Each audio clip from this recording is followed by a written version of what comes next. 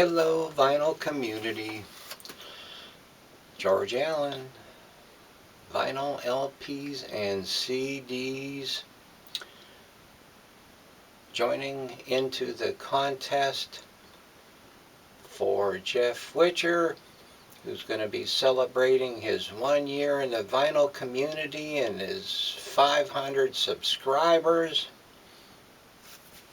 And his contest is to show 5 albums that shaped our musical tastes. How about that? So I got a bunch here, and this was a little bit more difficult than I thought it would be. And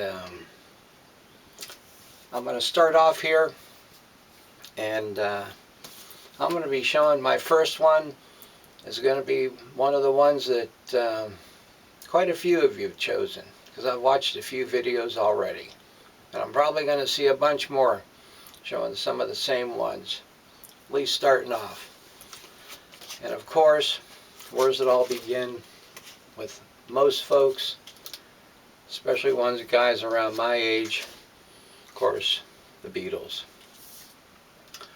And the oldest one I got right now is With the Beatles, and they're listed on the back in alphabetical order: George Harrison lead guitar, John Lennon rhythm guitar, Paul McCartney bass guitar, and Ringo Starr on drums. And this is my Parlophone issue, and this was probably, I think, really their second album issued in England, produced by George Martin, and it's got 14 songs on it. How about that? Great album. And I've had this for quite a few years. And it said use Ematex cleaning material. And you can't get Ematex cleaning material for this any longer. That's what the back looks like. Anyhow, 14 songs. Boy, I know in America, we were buying their early albums, all you got were 11.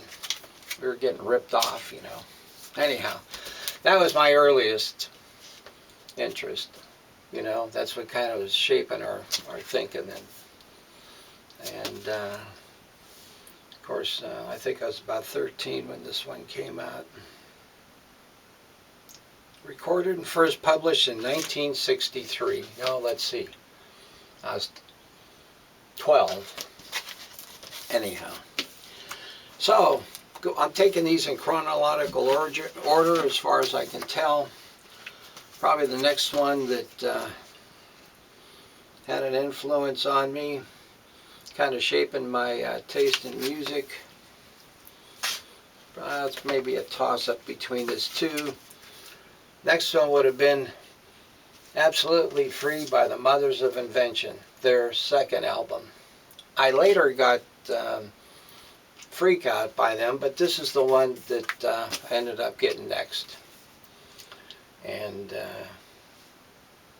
ended up with this because a friend of mine gave it to me because he bought it. Couldn't understand what it was, so he gave it to me. And totally fell in love with their music. I don't know if I understood it as much at the time either, but something drew me to it, and I became a lifelong Frank Zappa fan. And very interesting. This also helped lead me in the direction of not only Frank's music, but drew me into a lot of other stuff, liking jazz, liking classical, and a few other oddities. So, Mother's Absolutely Free.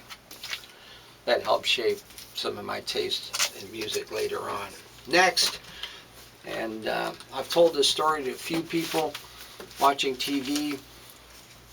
one Friday evening, a show about music across America, I saw something about this band, Blues Project.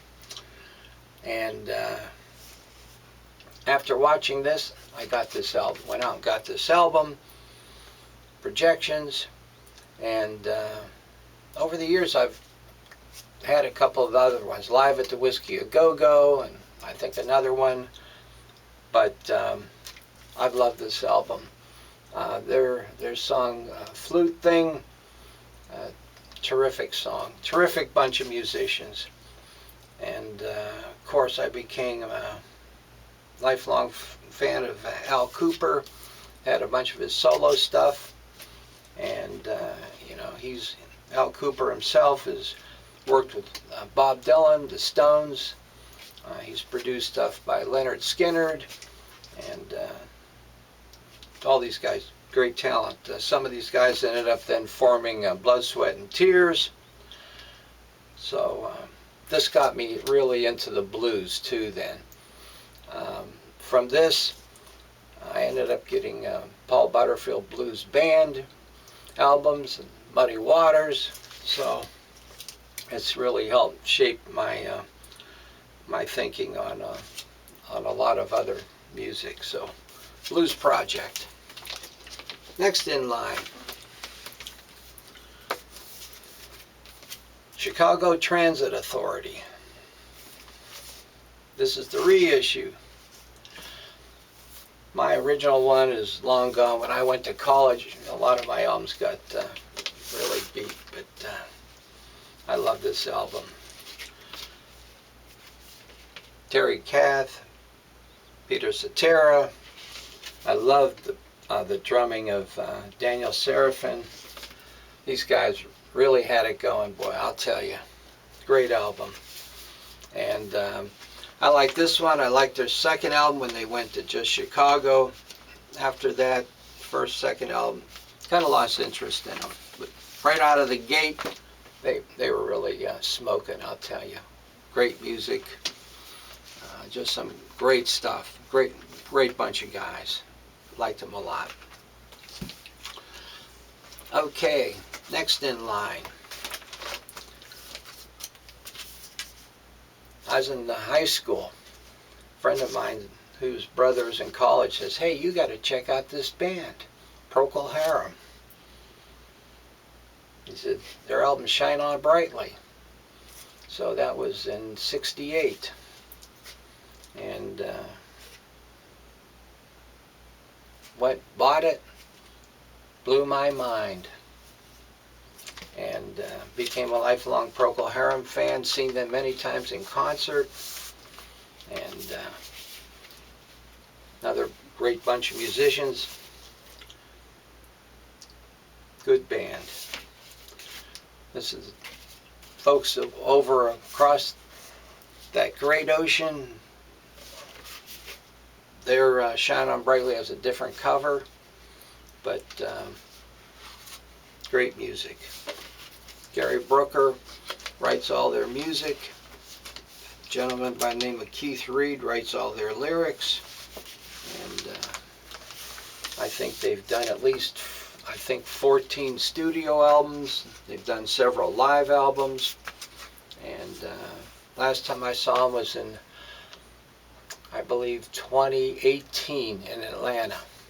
So, great band, Pokel Harem. And that helped me also an appreciation for classical music. So, great, one of the first prog rock bands too. People don't realize that.